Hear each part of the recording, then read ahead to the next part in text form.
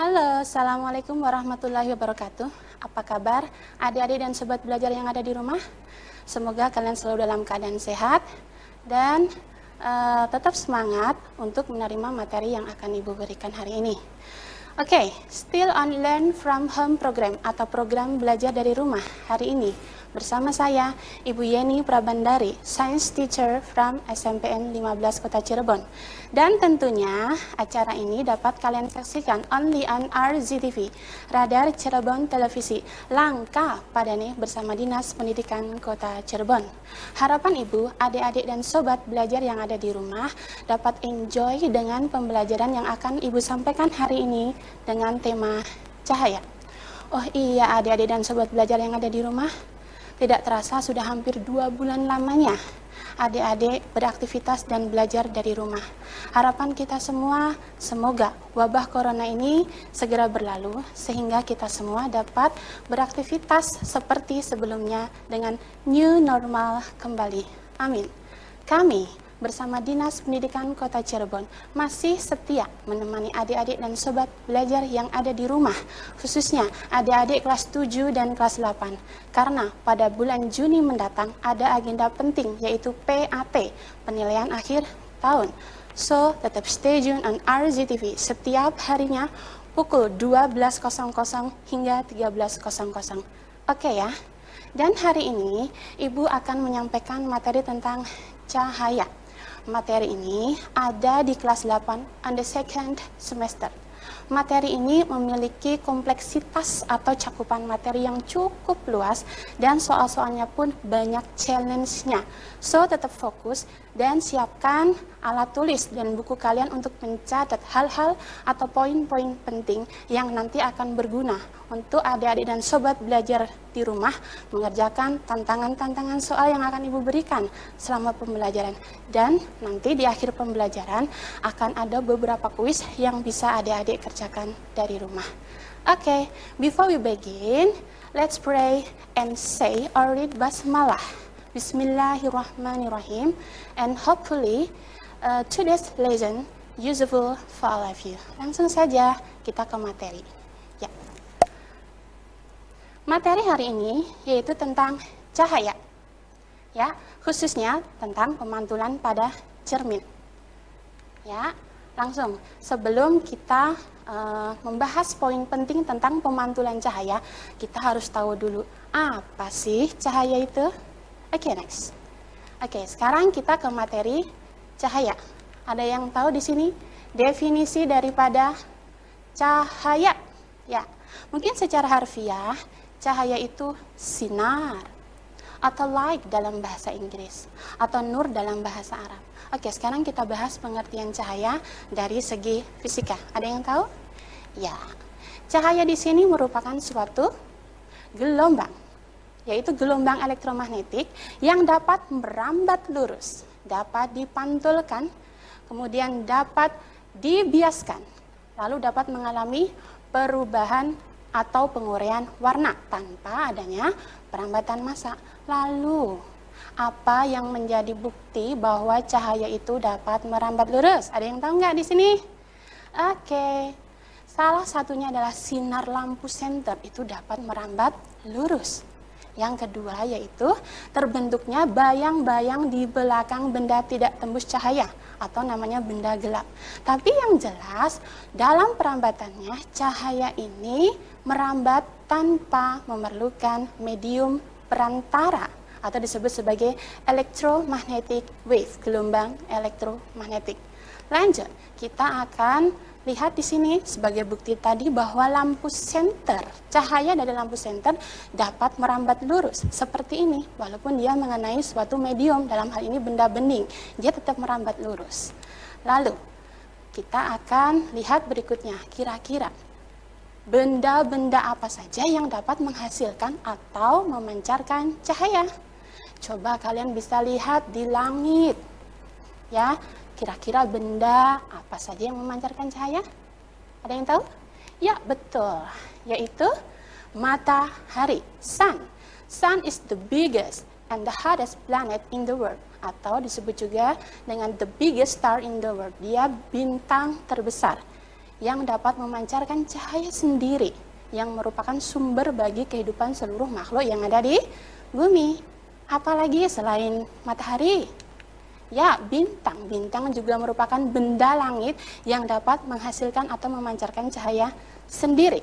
Lalu, senter yang tadi ya, tentunya setelah diisi dengan energi lain, yaitu energi cahaya dari lampu dan energi kimia dari baterai. Lalu ada binatang juga ada yang bisa menghasilkan atau memancarkan cahaya sendiri, yaitu kunang-kunang. Ada yang tahu kunang-kunang? Banyak ya, tahu ya. Oke, sekarang kita ke sifat-sifat cahaya. Di awal sudah didefinisikan bahwa cahaya dapat merambat lurus, betul, merambat menurut sebuah garis lurus. Selain itu, sifat selanjutnya yaitu, betul, cahaya di sini merupakan the one of self of energy, salah satu bentuk energi.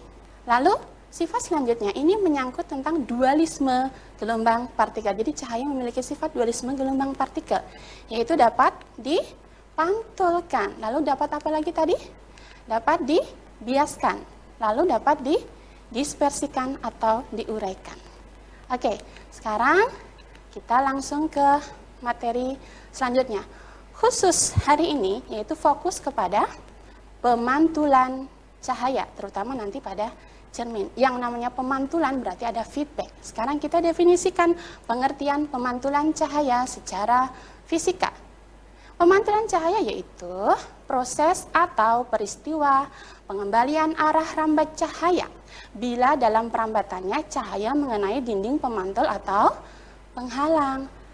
Lalu, how many kinds of reflection atau berapa jenis dari pemantulan cahaya yang adik-adik semua ketahui? Masih ingat? Ya, there are consists of two kinds of reflection. Yang pertama yaitu pemantulan teratur.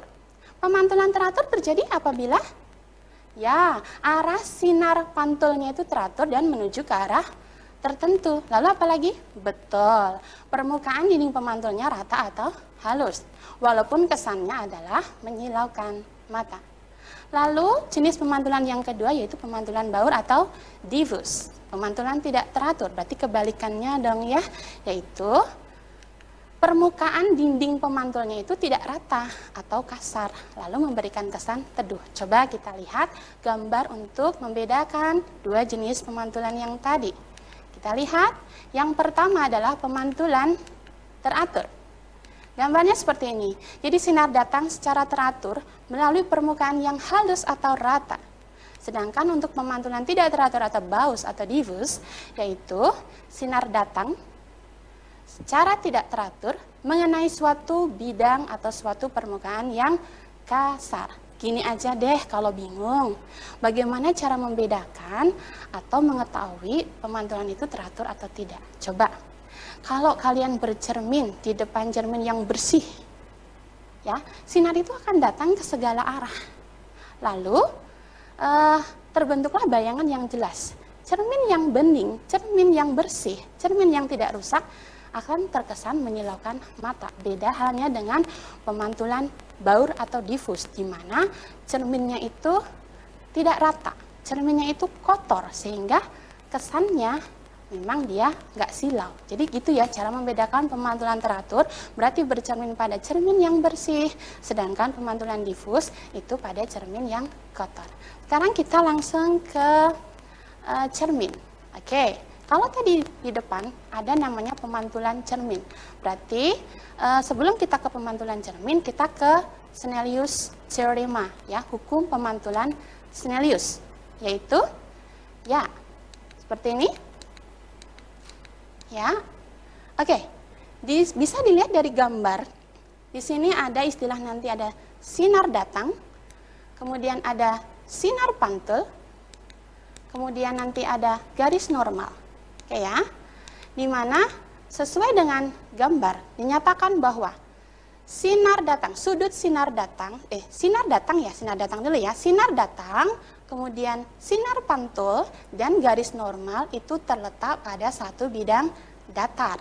Lalu kita lihat sudutnya. Sudut sinar datang itu sama dengan sudut sinar pantul. Ya, pemirsa, pembahasan materi ini akan kita lanjutkan setelah jeda berikut. Tetap saksikan program belajar di rumah.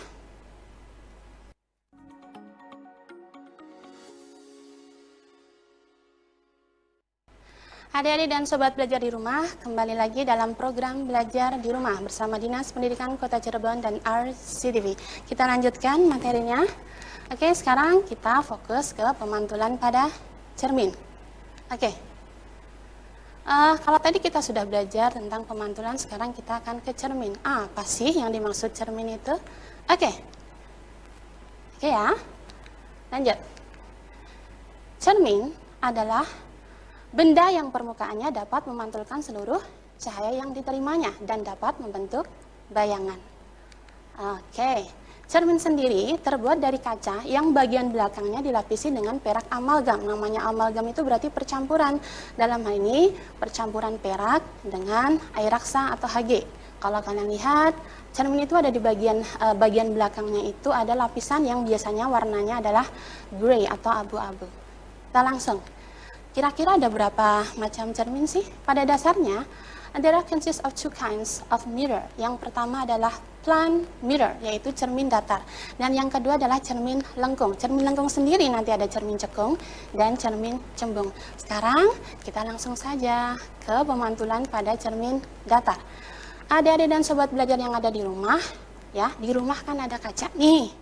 Oke, Ibu akan mengajak adik-adik dan sobat belajar yang ada di rumah untuk langsung kita praktek menganalisis sifat-sifat cahaya pada pemantulan cermin datar. Coba, semuanya pada ngaca di rumah ya. Oke, pada saat kalian bercermin ya, kira-kira, nah, bendanya itu kan ada di depan cermin. Lalu bayangannya ada di mana? Depan apa belakang? Ya, betul. Bayangannya ada di belakang cermin. Karena ada di belakang, maka sifatnya pasti maya, karena kita nggak bisa pegang bayangan itu. Ingat ya, bayangannya maya. Kalau maya berarti tegak. Kalau kita bercermin kan tegak nih, kepala dengan kepala kan sejajar, tegak. Lalu apa lagi yang bisa kita analisis? Betul, berhadapan. Lalu berkebalikan antara kanan dengan kiri. Pada saat kita bercermin, kita di sini kanannya, cerminnya sebelah sini, jadi menyilang. Lalu apa lagi sifat yang bisa kita analisis? Ya betul, simetris. Artinya simetris itu apa? Betul, ukuran benda sama dengan ukuran bayangan. Gini deh, kalau kalian pendek, jangan ngarep ya, di cerminnya jadi tinggi. Atau pada saat kalian big size, big size ya. Kemudian di cermin pengennya small size, wah kalau kata orang itu halu namanya ya. Lalu apa lagi sifat selanjutnya? Betul, yaitu jarak antara benda dengan cermin sama dengan jarak antara bayangan dengan cermin. Sekarang begini, kalau kalian bercermin di depan cermin, ya biasanya nih yang cewek-cewek nih ya, pengen bercermin, terus pengen ngelihat the other side of your body, pengen ngelihat bagian kanan, bagian kiri, bagian belakang gitu ya. Apa yang kalian lakukan dengan hanya menggunakan single mirror? Pasti kalian muter-muter, pengen ngeliat bagian belakangnya udah pas belum ya. Nah, sekarang ada triknya. Kalau kalian ya pengen melihat sisi lain pada saat kalian mengaca, tanpa harus memutar-mutar tubuh kalian, caranya ada yang tahu? Ya, cukup sediakan 2 buah cermin datar yang berhadapan dan membentuk sudut tertentu. Kira-kira bagaimana? Oke, seperti ini. Ya, kita lihat seperti ini. Ya, ini adalah 2 buah cermin datar yang berhadapan dan membentuk sudut tertentu. Kita coba akan analisis ya. Oke. Kita lihat dulu. Nah, pada saat sekarang sudutnya kecil. Kita lihat, wah, bayangannya banyak nih. Lalu kita coba perbesar sudutnya. Jumlah bayangannya akan berkurang. Ya, kemudian pada saat kita perbesar lagi bayangannya, jumlah bayangannya akan berkurang lagi. Jadi intinya ya, kita akan formulasikan dan buktikan rumusnya. Oke ya, kita lihat di sini. Tadi jumlah bayangan itu N. Lalu tadi dikatakan bahwa pada saat sudutnya kecil, jumlah bayangannya banyak. Pada saat sudutnya diperbesar, jumlah bayangannya kecil. Jadi itu menunjukkan hubungan berbanding terbalik. Namanya berbanding terbalik berarti ini kita anggap di atas, lalu ini berbanding terbalik berarti sudutnya theta misalkan. Lalu kita lihat cakupannya di sini ini bisa sampai ke 360 untuk menjadi kembali ke single mirror. Jadi sama dengan satu lingkaran di mana range degree-nya yaitu 360 derajat. Lalu kita kurangi 1. Kenapa dikurangi 1? Karena 1 ini merupakan ruang benda. Jadi itu rumusnya untuk menentukan banyaknya bayangan. Untuk lebih jelasnya kita langsung lihat ke contoh soal. Oke, the first example untuk plant mirror. Yang pertama, coba di sini 2 buah cermin datar membentuk sudut 90 derajat. Kita masukkan ya. Berapa tadi di sini? 90 derajat. Ini 360 derajat. Kita kurangi 1. Ini banyaknya bayangan.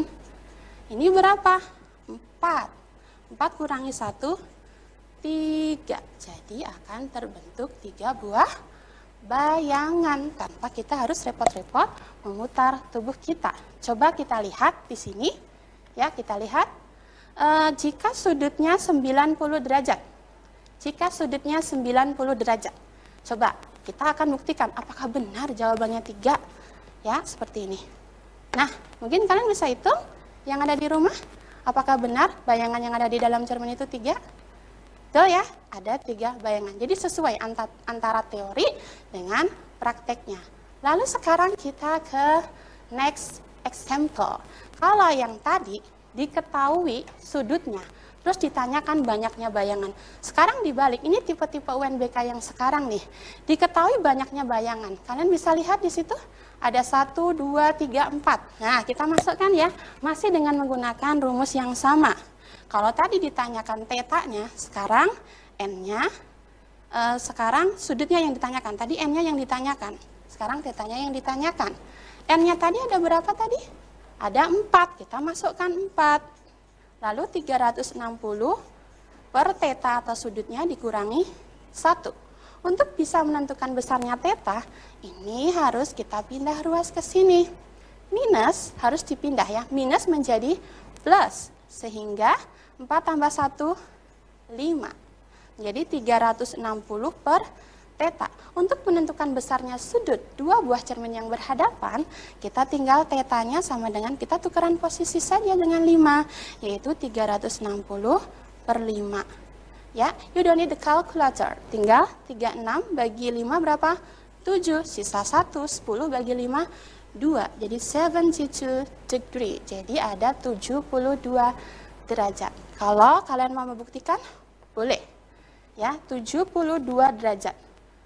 Apakah nanti akan terbentuk 4 bayangan? Silahkan dilihat di sini, diamati. Ini bendanya. Lalu kalian bisa hitung apakah sesuai antara praktek dengan teori tadi. Mungkin seperti itu. Oke, mungkin itu untuk cermin datar ya. Sekarang untuk menyingkat waktu kita langsung ke pemantulan pada cermin lengkung. Pemantulan cermin lengkung yang pertama yaitu pemantulan pada cermin cekung. Cermin cekung. Oke, sebelum kita ke pemantulan pada cermin cekung. Gampangnya begini, di rumah pasti punya sendok dong ya. Boleh sendok makan, boleh sendok sayur, boleh centong nasi. Yang penting dia terbuat dari logam atau stainless seperti ini. Oke, sekarang begini. Pada sendok ini, there are consists of 2 ways. Ada 2 permukaan. Ada bagian lengkung dan ada yang di sini bagian lengkungnya. Atau kalau kita lihat akuarium yang bentuknya kayak bola, berarti bagian dalamnya itu cekung dan bagian luarnya itu adalah cembung. Gitu ya. Oke. Sekarang kita kembali lagi ke sifat pemantulan pada cermin cekung. Tapi sebelumnya kita lihat dulu cermin cekung. Oke, untuk cermin cekung disebut juga sebagai cermin konkav dan bersifat convergen, yaitu mengumpulkan arah sinar. Dan cermin cekung disebut juga sebagai positive mirror. Kenapa? Karena nilai F atau fokus dan jari-jari atau pusat kelengkungannya itu adalah positif. Sekarang kita langsung akan mempelajari sifat-sifat pemantulan pada cermin cekung. Tetapi sebelumnya, kalian bisa lihat di sini, ini bagian cermin cekungnya, ya. Oke, kita gambar saja.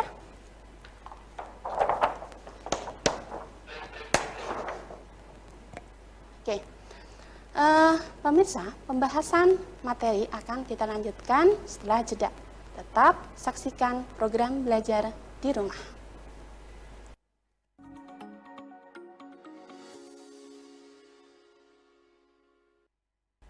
Ya, adik-adik dan sobat belajar yang ada di rumah, kembali lagi dalam program belajar di rumah bersama Dinas Pendidikan Kota Cirebon dan RCTV.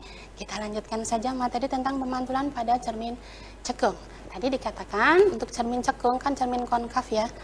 Sebelum kita ke sifat bayangan pada cermin cekung, kita lihat di gambar di situ ada pembagian ruangan. Tujuannya adalah untuk menentukan sifat bayangan dan letak bayangan pada suatu benda.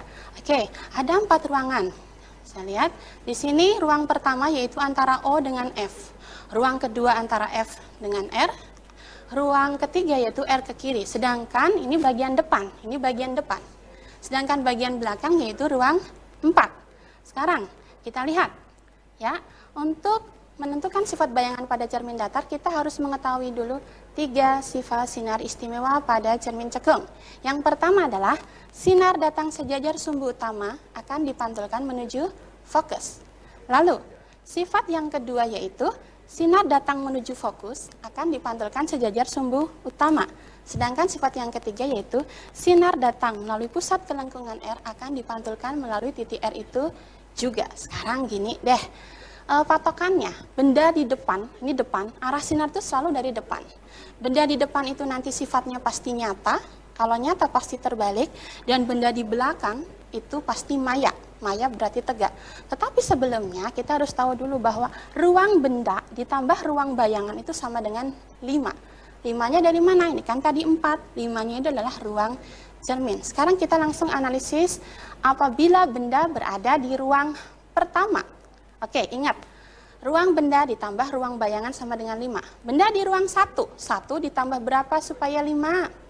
4, berarti bendanya ada di ruang 4 alias di belakang. Kalau di belakang berarti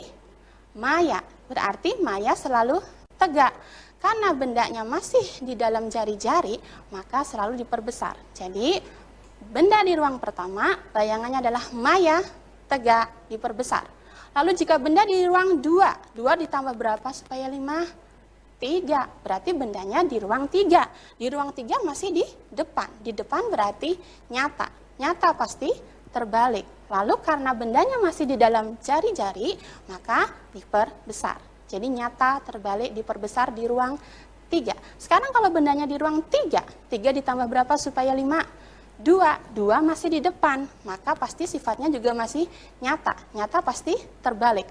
Karena bendanya sudah di luar R, maka diperkecil. Oke, seperti itu. Sekarang kita langsung saja ke cermin cembung. Ya, untuk cermin cembung, kebalikannya dengan cermin cekung, dia disebut sebagai cermin konveks. Lalu dia bersifat divergen atau menyebarkan cahaya dan disebut juga sebagai negative mirror atau cermin negatif karena memiliki fokus dan jari-jari negatif. Nah, penggunaan atau aplikasi cermin cembung dalam kehidupan sehari-hari, ini cermin yang ada di tikungan jalan, lalu cermin pada kaca spion. Lalu kita akan pelajari bagaimana pembentukan bayangan pada cermin cembung. Oke, kita lanjutkan untuk pembentukan bayangan pada cermin cembung. Sama halnya dengan cermin cekung tadi, bahwa ada 4 ruangan juga. Tetapi kalau tadi ini yang berfungsi sebagai depan, kalau cermin cembung berarti yang depannya bagian sini, bagian cembungnya. Ini kita lihat. Ya, ini bagian depan. Arah sinar selalu dari depan. Oke. Kemudian ada juga 3 sifat sinar istimewa pada cermin cembung. Yang pertama, sinar datang sejajar sumbu utama akan dipantulkan seolah-olah berasal dari fokus. Kemudian sifat yang kedua, sinar datang menuju fokus akan dipantulkan sejajar sumbu utama. Dan sifat yang ketiga adalah sinar datang melalui pusat kelengkungan R akan dipantulkan melalui titik R itu juga. Dan sekarang bayangannya itu pasti akan berada di daerah belakang. Kalau berada di daerah belakang berarti sifatnya nyata atau maya ya? Betul, selalu maya. Kalau maya pasti tegak. Untuk cermin cembung bayangannya selalu maya, tegak, diperkecil. Contohnya pada kaca spion, coba dilihat. Bayangin kalau kaca spion itu nggak pakai cermin cembung tapi pakainya cermin cekung, di mana sifat bayangannya tadi tergantung dari letak benda. Masuk semakin dekat semakin besar, terus nanti perbalik ya. Jadi itulah alasannya kenapa pada cermin cembung menggunakan pada kaca spion maksudnya menggunakan cermin cembung. Sekarang kita akan analisis ke persamaan matematis. Nah, ini yang paling penting poinnya untuk di sini ya, untuk menentukan sekitar soal-soal ya, seputar soal-soal tentang pemantulan pada cermin. Ini adalah the classical theorem of the mirror atau nanti pada lensa juga ya, di mana ada dua buah rumus utama, yaitu 1/f sama dengan 1/s plus 1/s aksen ya. Kita lihat di sini, ini klasikan rumusnya, 1/f sama dengan 1/s plus 1/s aksen ya. Ada yang SO, ada yang pakai istilah SI, nggak masalah sama ya, karena di sini S dengan SO itu sama, yaitu jarak benda dari cermin. S dengan S aksen itu jarak bayangan dari cermin. F adalah fokus dan R adalah pusat kelengkungan ya. Sekarang nanti untuk menentukan perbesaran bayangan, yaitu harga mutlak siso atau hiho. Nah ini, sekarang begini, kalian dalam menyelesaikan soal-soal boleh menggunakan klasikal rumus seperti ini, atau boleh menggunakan fast track-nya, fast way-nya. Kita akan ajarin di sini dengan menggunakan metode matematika, disamakan penyebutnya. Maka nanti di sini kita hanya bicara 3 ya, SO, SI, dan F, benda, bayangan, fokus. Oke, untuk menentukan F, berarti di sini isinya SO dan SI. Di sini tinggal dikali, di sini plus. Kemudian untuk menentukan SO, berarti di sini SI, di sini F, SI, F. Di sini kali, di sini minus, diingat-ingat ya. Kemudian mencari SI, ini berarti SO dan F, kemudian SO dan F, ini kali, ini min. Ya, sekarang untuk lebih jelasnya, kita langsung ke first example ya. Kita lihat contoh yang pertama. Ya, di situ sudah ibu tuliskan. Sekarang kita ke contoh yang pertama untuk menyelesaikan soal tentang cermin.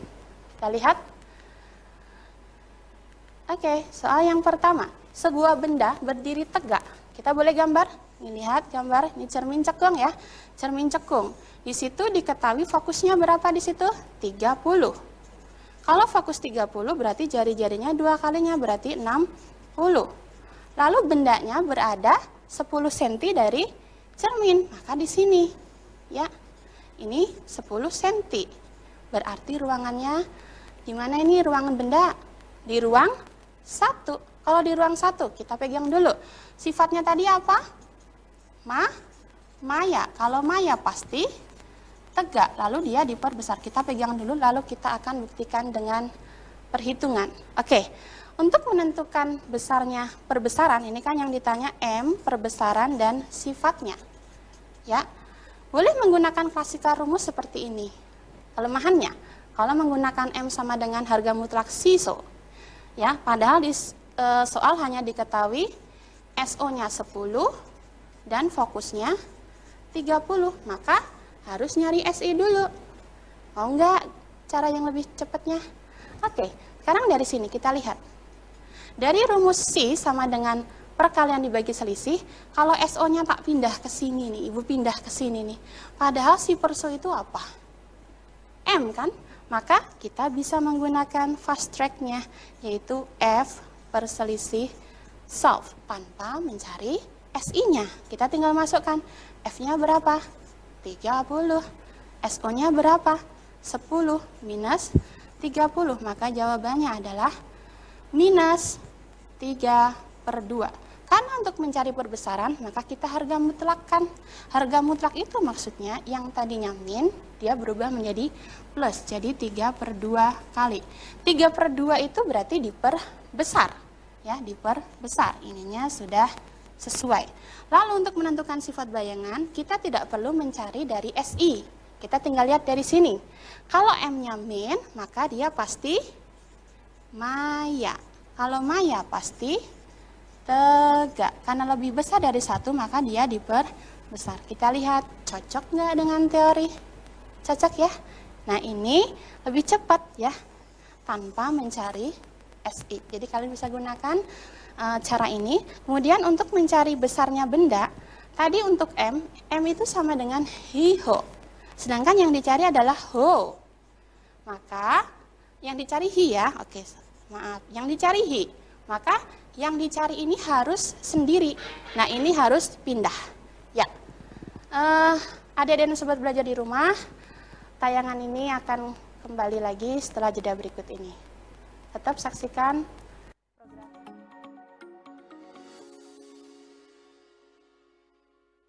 Ya, adik-adik dan sobat belajar yang ada di rumah, kembali lagi dalam program Belajar di Rumah bersama Dinas Pendidikan Kota Cirebon dan RCTV.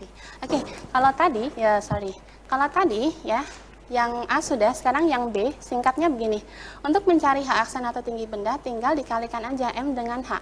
M-nya tadi kan sudah ketemu 3/2, tinggal dikalikan saja dengan tinggi benda, yaitu 30, menghasilkan 20 ya tinggi bendanya, sehingga menghasilkan 30 cm lebih besar. Kemudian sekarang kita ke soal yang kedua. Ya, soal yang kedua. Coba adik-adik tanpa ngitung dengan menggunakan rumus yang panjang. Cukup pakai rumus ini aja. Ya, bisa?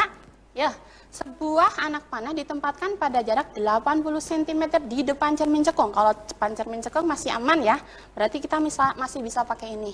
Kemudian di situ tinggal pakai ini ya. Ini soal yang nomor 2 di sini aja. Maka M-nya untuk mencari perbesaran bayangan tinggal pakai rumus ini tanpa mencari SI. Tadi F-nya berapa? F-nya tadi adalah 20. SO-nya 80. Ininya fokusnya 20 sehingga ketemunya 20/60. 2/6 disederhanakan menjadi 1/3. Ini jawaban nomor 2, sehingga jawabannya kita lihat ada tidak di sini? Ya, jawabannya D ya. Karena benda di ruang 3 ini berada di ruang 3 ya, maka bayangannya pasti diperkecil. Sekarang kita ke soal yang ketiga. Ini soal yang ketiga sebelum nanti kita ke kesimpulan dan evaluasi ya. Oke, soal yang ketiga. Sebuah paku diletakkan berdiri tegak pada sebuah atau di depan cermin cembung. Ingat, ini adalah cermin cembung. Di situ kita lihat pilihannya. Ya, kita lihat. Kalau di cermin cembung, ingat tadi bayangan pada cermin cembung apa? Selalu maya, tegak, diperkecil. Diperkecil berarti bayangannya itu harus lebih kecil dari bendanya. Padahal bendanya berapa di situ? 3. Maka jawaban yang lebih kecil dari 3 yaitu ini kan ada A, B, C, D. Ini 66. Maka di sini C fitnah, D juga fitnah. Tidak mungkin. Sekarang yang A. Di situ 1,2. Jadi jawabannya tinggal 2 pilihan ya. Oke. Di sini di depan, ini belakang. Sekarang Ibu tanya lagi nih tanpa kita ngitung dulu. Misalkan cermin cembung, maka bayangannya maya, tegak, diperkecil. Maya berarti di depan atau di belakang? Betul, di belakang. Maka otomatis jawabannya yang mana? B, tanpa ngitung. Tetapi misal mau ngitung boleh. Tadi kan ada fast track-nya nih. Cara cepatnya yaitu ini perkalian dibagi selisih. Kita tinggal masukkan. Tetapi ingat, ini adalah cermin cembung di mana fokusnya selalu negatif. Kalau kalian lupa memasukkan tanda negatif, fatal ya. Fokusnya di sini 2 dan bendanya 3. Ingat, harus dikasih tanda minus ya. 3 kali min 2/3 min 2. Ini min 6. Min kali min plus, jadi 5. Maka minus 1,2. Minus ini berarti dia di belakang. Sesuai ya antara tebakan teori dengan cara. Nah, seperti itu beberapa tipe soal untuk cermin. Sekarang kita ke kesimpulan. Ya, sebelum kita ke latihan soal, kita ke kesimpulan ya. Kesimpulan yang pertama, bahwa cahaya termasuk gelombang elektromagnetik dan memiliki sifat yaitu dualisme gelombang partikel. Selain dapat merambat, kemudian dapat dipantulkan juga, dapat dibiaskan, dan dapat didispersikan. Kemudian terdapat pula hukum pemantulan cahaya yang tadi namanya hukum Snellius yang menyatakan bahwa besar sudut datang sama dengan besar sudut pantul. Lalu ada beberapa jenis cermin, ada datar, ada lengkung. beserta dengan sifat-sifatnya. Kemudian, sifat bayangan pada cermin cekung itu ditentukan oleh letak benda dari cermin. Sedangkan, sifat bayangan pada cermin cembung selalu maya, tegak, diperkecil.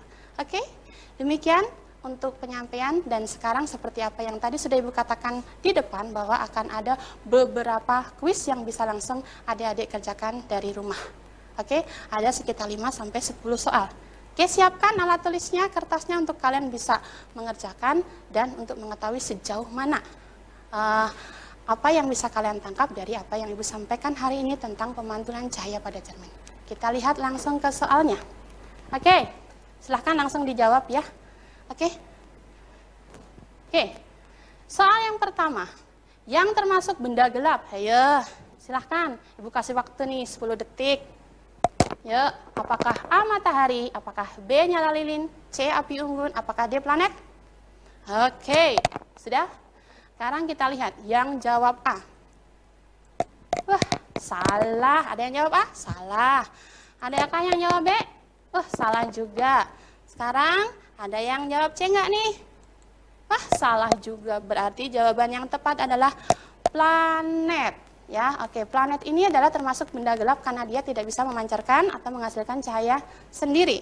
Next, ya. Kemudian kita ke second method. Ya, cahaya berupa, ayo, apa? Apakah A gelombang elektromagnetik? Apakah gelombang bunyi? Apakah longitudinal wave? Atau cepat rambat bunyi? Ayo, cahaya apa? Tadi sudah loh. Ya, betul. Apa jawabannya? Kita lihat. Ya, betul bahwa cahaya itu merupakan electromagnetic wave. Kenapa? Karena dalam perambatannya tidak memerlukan medium untuk merambat, tidak memerlukan medium perantara. Kemudian langsung ke soal yang ketiga. Ya, bumi, manusia, batu merupakan benda yang, ayo, apakah A, B, C, D? Gampang. Tadi di depan ada benda yang tembus cahaya, ada yang tak tembus cahaya, ya. Yang mana kira-kira ini? Sudahkah? Kita lihat, yang jawab A? Ah, salah. Ada yang jawab B? Nah, betul ya, yang jawab B, betul ya. Bahwa bumi, manusia, dan batu itu merupakan benda yang tak tembus cahaya atau benda gelap. Kita next ke pertanyaan selanjutnya. Oke, yang termasuk sifat cahaya apa ya? Apakah A, B, C, D? Bahwa A itu gelombang longitudinal, B gelombang transversal, apakah C dapat merambat sesuai dengan garis lurus, apakah dapat merambat dalam bentuk garis yang tidak lurus? Ayo tebak, tadi sudah loh. Kita lihat. A, B, C, D. Oke, yang mana? Betul, yang mana? Yang C ya. Tadi dikatakan bahwa lampu senter tadi dapat merambat lurus. Kita lanjutkan ke soal nomor 5.